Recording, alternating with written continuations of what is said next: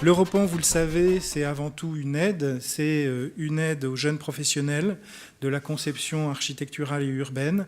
Les villes doivent proposer des terrains qui leur sont bien souvent problématiques, avec des problématiques extrêmement complexes. Et donc elles les donnent, je dirais, au concours, afin de trouver des réponses architecturales, urbaines et paysagères innovantes. C'est la deuxième fois que l'Europan donnait cette thématique de la ville adaptable. La ville adaptable, aujourd'hui, c'est une ville qui est connectée.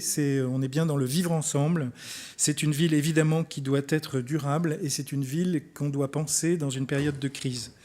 4 concepts ont guidé la réflexion, je dirais, globale de l'Europan, quel que soit le pays dans lequel on intervenait.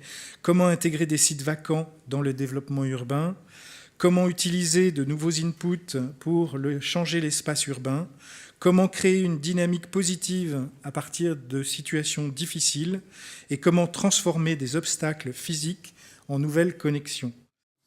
La première originalité, c'est un mélange des échelles.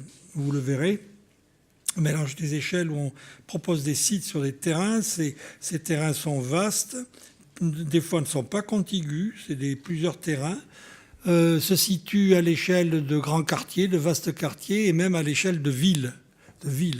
Et donc, pour tous les urbanistes et architectes, c'est volontairement, Europan entretient l'ambiguïté sur les échelles.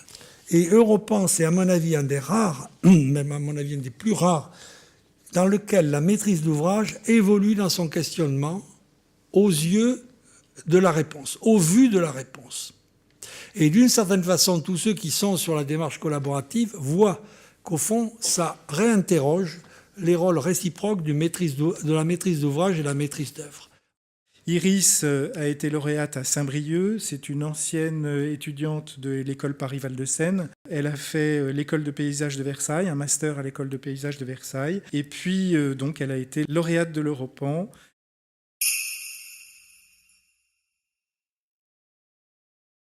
Donc, je vais vous présenter le projet Landscape Focus qui a été lauréat de la 13e session de l'Europan à Saint-Brieuc.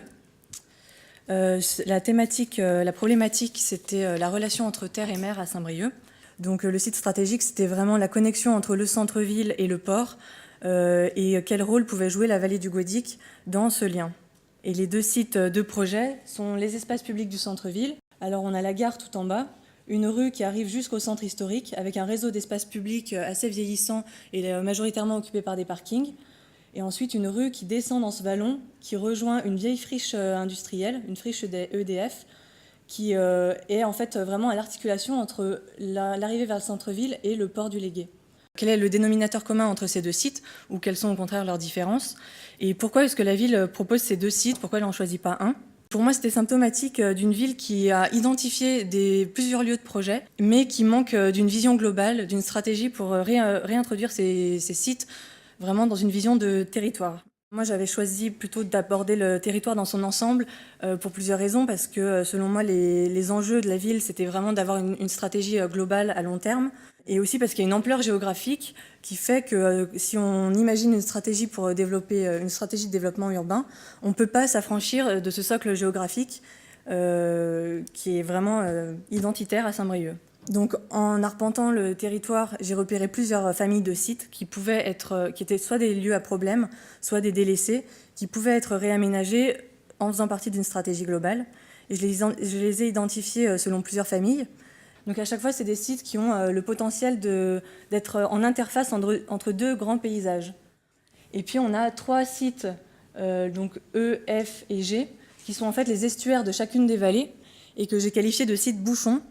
Donc c'est des sites aux estuaires qui pourraient être un lieu de relation entre la vallée et la mer assez exceptionnel, et en fait qui sont des sites clôturés, inaccessibles au public et extrêmement pollués.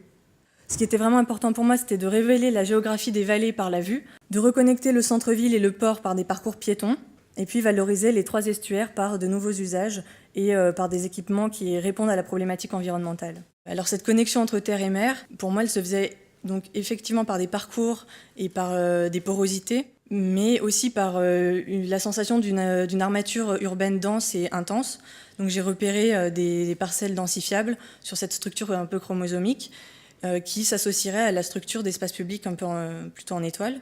Cette série de coupes montre comment est-ce qu'on passe depuis le plateau dans le centre-ville jusqu'au port. L'idée, c'était que dans le centre historique, on peut sentir qu'on est à Saint-Brieuc, qu'on est en Bretagne, par évocation de certains motifs paysagers qui sont caractéristiques de certains paysages locaux, comme le plateau bocagé, l'estran, en ramenant certains de ces motifs dans une interprétation du paysage à petite échelle. On voit aussi sur la carte de l'état actuel qu'on a une dent creuse ici, qui est à plus grande échelle que toutes les autres places du centre, et donc, alors que c'est uniquement un parking. Et donc j'ai proposé dans la dernière carte de reconstruire une partie de l'îlot pour réactiver ce centre-ville. C'est un centre-ville qui a des problèmes d'attractivité, que ce soit à la fois de l'attractivité résidentielle, touristique ou commerciale. Et enfin, les 3 estuaires. Le premier, c'est la friche du Légué, donc, qui était donnée par le Repan. On voit au fond le port avec le grand pont, qui est vraiment un élément symbolique fort dans le paysage et dans le paysage sonore aussi. Au bout de la vallée du Guédic, après avoir fait une promenade vraiment dans une ambiance naturelle, on se retrouve coincé entre un talus et une grille à côté d'une station d'épuration. Et le 3e site, c'est un polder, en fait, c'était une ancienne grève. Donc c'est un site extrêmement pollué et qui a été recouvert de terre dans les années 90 et depuis qu'il y a une friche. Il ne s'agit pas de tout enlever et de reconstruire sur ces sites, mais plutôt de voir comment est-ce qu'on peut déjà régler les problèmes de pollution des sols. Et surtout que c'est des sites qui sont aux estuaires, donc il y a de l'eau qui arrive, qui est elle-même polluée. Donc ils ont vraiment un rôle de filtre à jouer. Et c'est flagrant sur le site de la Grève des Courses, où j'ai proposé de rétablir justement un milieu intermédiaire avec des bassins de lagunage, donc d'avoir vraiment un parc qui se donne en belvédère sur la mer. Ensuite, la station d'épuration, la question se posait de la supprimer et de la mettre ailleurs, mais où ? Le projet, c'est plutôt réhabiliter cet équipement et traiter son rapport au paysage. Donc c'est plutôt un traitement sur comment est-ce qu'on peut effacer cette clôture et retrouver une unité paysagère en fond de vallée.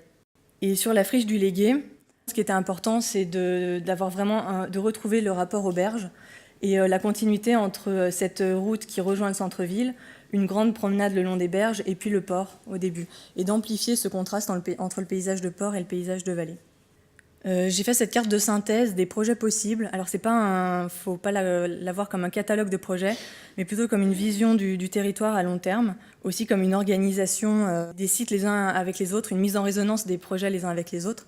Et je finirai sur cette image. C'est une photo qui a été prise il y a 3 semaines à Saint-Brieuc, qui montre que la ville s'est approprié le projet et s'en sert pour communiquer sur sa stratégie urbaine à l'horizon 2030.